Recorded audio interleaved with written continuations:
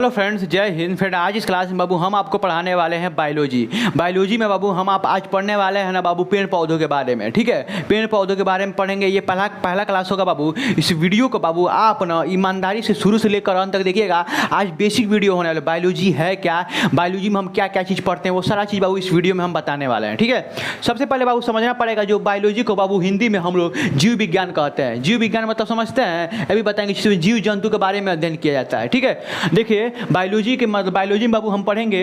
Biology में ये चीज़ नहीं, बायोलॉजी में हम पेड़ पौधे के बारे में पढ़ने वाला है। जिसे बायोलॉजी के बाबू दो भागों में डिवाइड किया गया है, एक है जूलॉजी, एक है बॉटनी। बाबू जूलॉजी में नहीं, ये जूलॉजी लिखा है ना बाबू, इसमें हम जीव जंतु के बारे में अध्ययन करते हैं, जीव जंतु के बारे में अध्ययन करते हैं। और बॉटनी में बाबू पेड़ पौधे के बारे में अध्ययन करते हैं, पेड़ पौधा।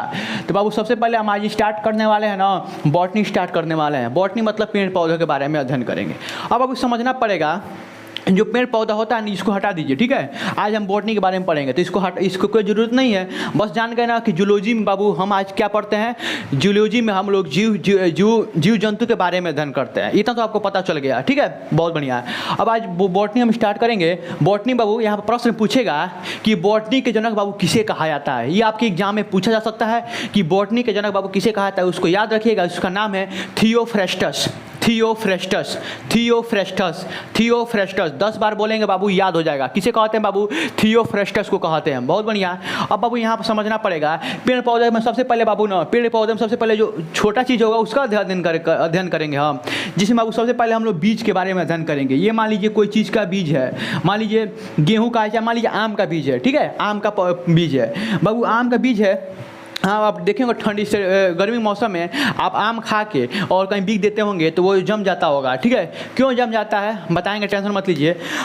जम जाता है तो बाबू देखे होंगे आप ना कि नीचे एक शोर ऐसे शोर निकलता है। ठीक है, शोर और ऊपर एक निकलता है। ठीक है, ऐसे निकलता होगा।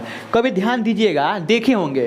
देखिए बीज आप मान लीजिए आम का अठली खाए और फेंक दिए, अगर बरसात हुआ, पानी पड़ा उस पर, तो ये बीज जो है ना ऊपर एक निकलेगा और एक नीचे निकलेगा। बाबू जो नीचे निकलता है बाबू ना, इसे बाबू बोलते हैं रूट। याद रखिएगा, इसे क्या बोलते हैं? रूट बोलते हैं। ठीक है, और ऊपर बाबू जो निकलता है उसको बाबू सूट बोलते हैं, सूट। ठीक है, याद रखिएगा, ये भी बेसिक चीज़ बता रहे हैं। जो बीज का जो नीचे वाला जड़, नीचे जो जमीन टाइप नीचे मतलब निकलेगा, जमीन के अंदर जो जाएगा उसे बाबू रूट बोलते हैं। और जो मतलब ऊपर जाएगा, मतलब वातावरण की तरफ जाएगा, प्राकृतिक तरफ जाएगा बाबू, उससे सूट बोलते हैं।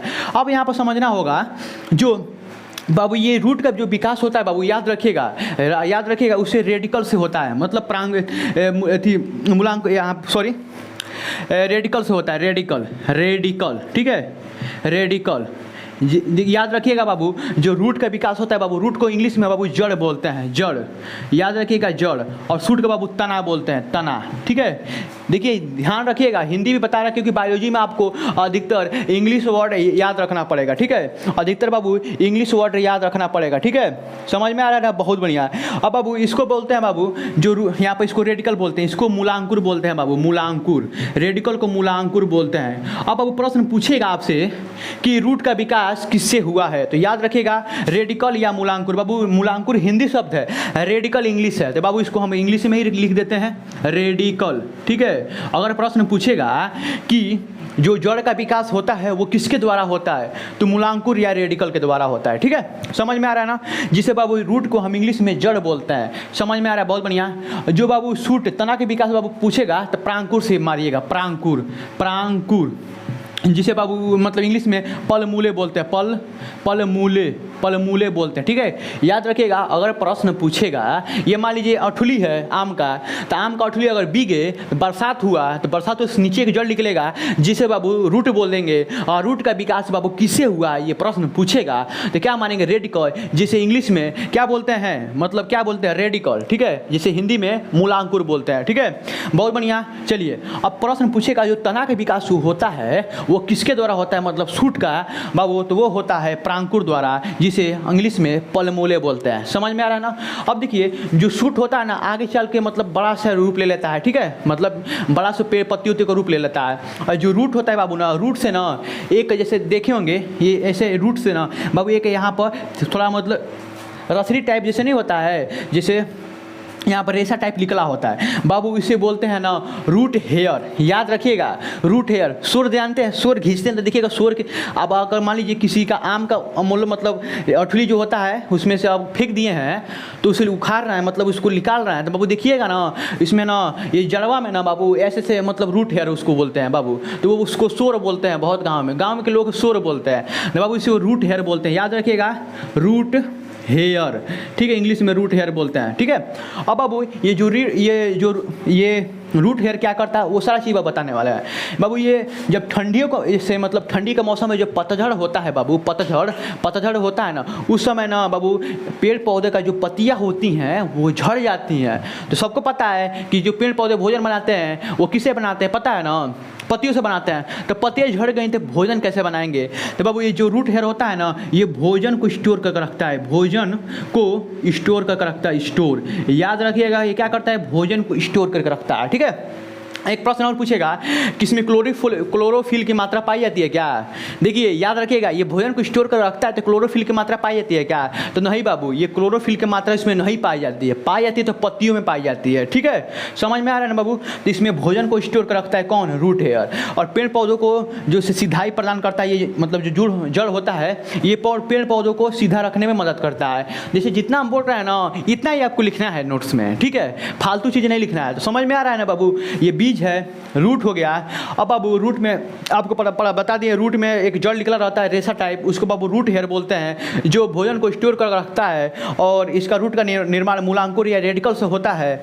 और ये जो है ना पलमूले, इसका मतलब इसका विकास ऐसे सूट का तना का विकास परांकुर से होता है, जिसे पलमूले बोलते हैं। इतना चीज़ें बेसिक चीज़ समझ में आ गया आप लोग को, बहुत बढ़िया। अब बाबू यहाँ से हम पढ़ना स्टार्ट करते हैं। क्या पढ़ना स्टार्ट करते हैं इसके बाद बाबू, इसके बाद हम लोग पढ़ना चाहते हैं जड़ के बारे में, ठीक है, जड़ के बारे में पढ़ना स्टार्ट करते हैं, ठीक है। चलिए यहाँ बाबू जड़ के बारे में, अब दो चीज़ जड़ होता है, आप पेड़ पौधों में देखे होंगे दो टाइप का जड़ होता है, आपको भी नहीं पता होगा, अभी बताएंगे समझ में आ जाएगा, ठीक है। ये मान लीजिए कोई पेड़ है, ठीक है, ये कोई पेड़ है, यहाँ पर मैं पेड़ का एक मतलब बना देता हूँ, ठीक है। एक ये हमारी ये आम का पेड़ है, ठीक है, आम का या कोई सी भी चीज़ का पेड़ है, ठीक है। अब यहाँ पे देखिए ये है ज़मीन, ठीक है, ये ज़मीन है और ये ज़मीन के नीचे जड़ गया है और इसे यहाँ पर रूट हेयर निकला हुआ है, ठीक है। ये मान लीजिए ये बीज आगे चल के कैसा बन गया, पेड़ का रूप ले लिया, ठीक है, समझ में बस अब आपको आना चाहिए। ये क्या है, रूट हेयर है, ये रूट है, ये जो है ना इसका मतलब सूट जो इसका विकास हो चुका है, बड़ा हो चुका है पेड़। अब बाबू यहाँ पर समझिए सबसे पहले, ठीक है। अब बाबू जड़ दो टाइप के होते हैं, ठीक है, ये जड़ दो टाइप के होते हैं, याद रखिएगा। एक जड़ दो टाइप के होते हैं, एक होता है ऊपर की तरफ एक जड़ देखे होंगे कभी कभी, ऐसे पेड़ की तरफ ऐसे जड़ देखे होंगे ऊपर। तो बाबू जड़ होता है दो टाइप का, एक नीचे होता है जड़ जिसे बाबू क्या बोलते हैं, मुख्य जड़ बाबू बोलते हैं, मुख्य जड़, ठीक है। और ऊपर बाबू इसको बोलते हैं अपस्थनिक जड़, अस्थनिक जड़ बाबू। जो बाबू ऊपर की तरफ जो जड़ होता है ना बाबू उसे अपस्थनिक जड़ बोलते हैं, याद रखिएगा।